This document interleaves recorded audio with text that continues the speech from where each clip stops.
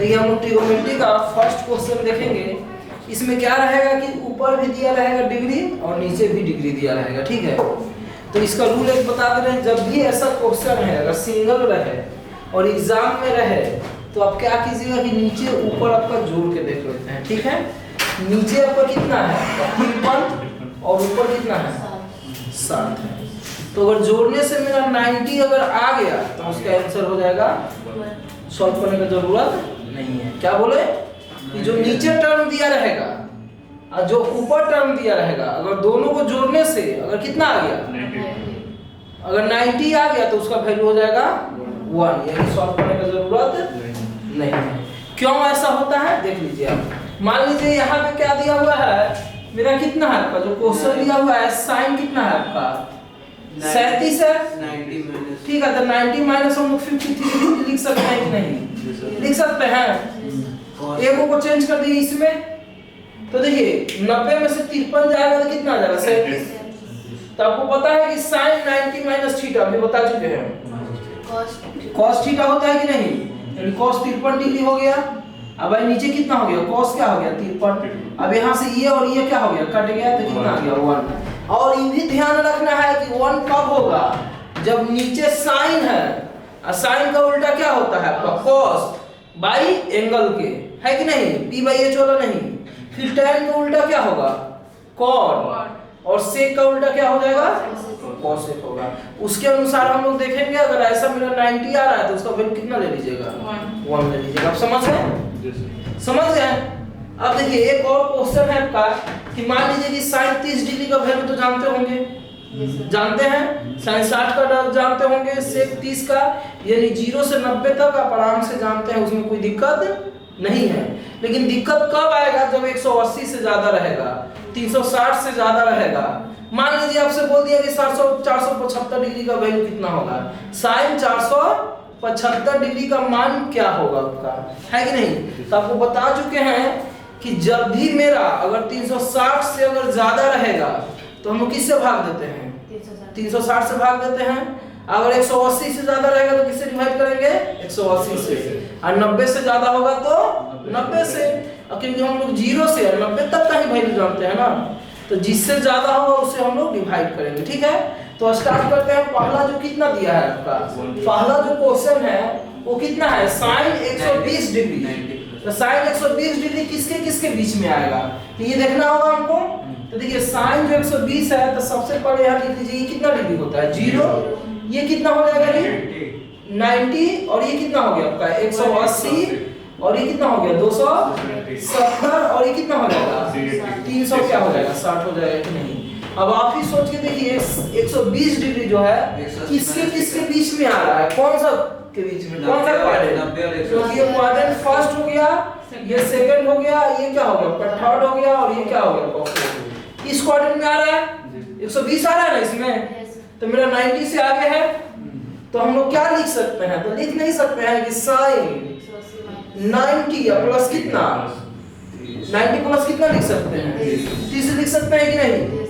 तो यानी क्या हो गया, जब भी ऐसा अगर रहेगा तो हम आराम से लिख सकते हैं, कोई दिक्कत नहीं है। तो आपको बता चुके हैं कि sin 90 प्लस थीटा कौन सा क्वाड्रेंट, सेकंड क्वाड्रेंट। और इसमें समझिए कि इसमें और ट्रिगोनोमेट्री रेशियो और क्या होता है, इसमें क्या होता है आपका sin और क्या हो जाएगा cosec, इसमें क्या हो जाएगा tan, और क्या हो गया cot, इसमें क्या हो गया cos और sec, सही है। तो sin 90 प्लस थीटा, अब देखिए 90 प्लस थीटा इसमें आ रहा है, तो ये तो पता है कि sin का सीधे क्या हो जाएगा आपका cos हो जाएगा। तो क्योंकि sin इसमें है तो रहेगा तो प्लस, नहीं रहेगा तो यहाँ पे प्लस ही हो जाएगा। और sin कितना डिग्री आपका 30 डिग्री होगा, और sin 30 का वैल्यू कितना होता है, ये थीटा का मान कितना है, थीटा का मान है ना 90 प्लस क्या बताए थे थीटा बताए हैं कि नहीं। तो देखिए यहाँ पे 180 प्लस थीटा है, तो लास्ट में 180 को लिखते हैं नहीं ना, किसको सिर्फ लिखते हैं थीटा को। तो उसी तरह से यहाँ भी लिखे हैं हम लोग 90 को नहीं लिखेंगे, सिर्फ इसको लिखेंगे थीटा को, कोई दिक्कत। नेक्स्ट क्वेश्चन देखिए, cos कितना है आपका, cos है 210 डिग्री, कौन सा क्वाड्रेंट है बताइए, 270 कौन सा क्वाड्रेंट है आपका? हार्ड होगा तो सर। 210 जो है आपका 180 और 270 के बीच में आ रहा है। तो आप कोशिश करते हैं कि x एक्सिस से सॉल्व करने के लिए। तो 180 प्लस कितना करने से 210 आएगा? 30 करने से आ जाएगा। जी सर। तो कितना हो जाएगा? cos 180 या प्लस क्या हो जाएगा आपका? 30। सही है। तो थीटा की जगह कितना डिग्री हो गया आपका? 30 डिग्री। अब क्या इसमें cos है?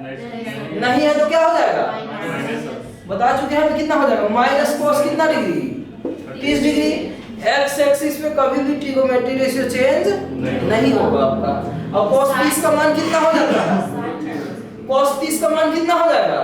30 तो cos 30 का मान हो जाएगा आपका √3/2। तो साइन में होगा सर। 180 पे नहीं ना होगा। ये कौन सा एक्सिस है? Axis x axis. x axis पे चेंज नहीं ना होता है। यहाँ पे देखिए साइन था। तो देखिए यहाँ पे गलती कर दिए हैं हम। देखिए साइन है 90 प्लस थीटा है। तो साइन का क्या हो जाएगा? cos साइन का क्या हो जाएगा?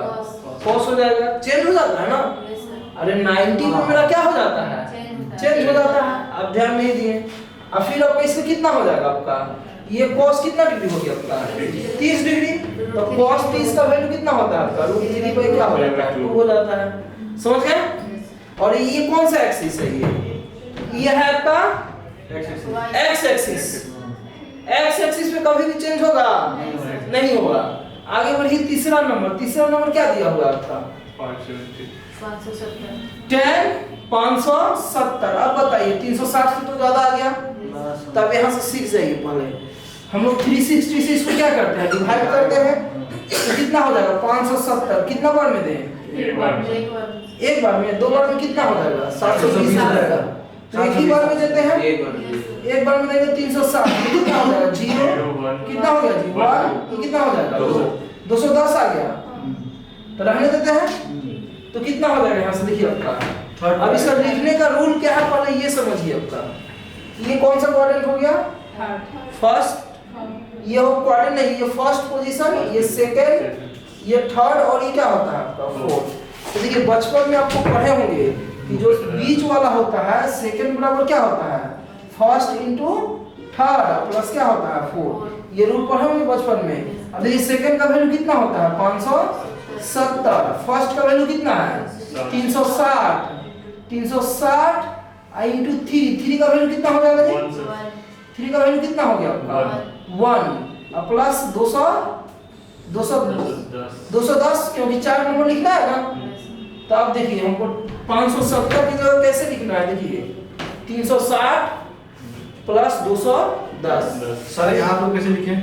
ये नीचे वाले ये ऊपर 2 ये देखिए क्या बोले कि बीच वाला बराबर होता है first into second, sorry first into third और divide plus 4।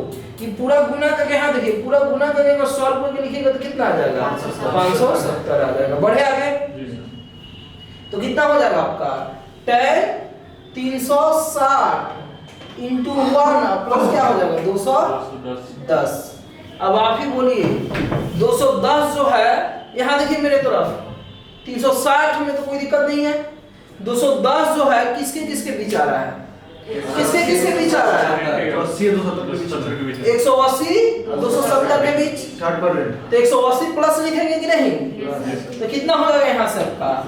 tan 360 plus 180 plus 30।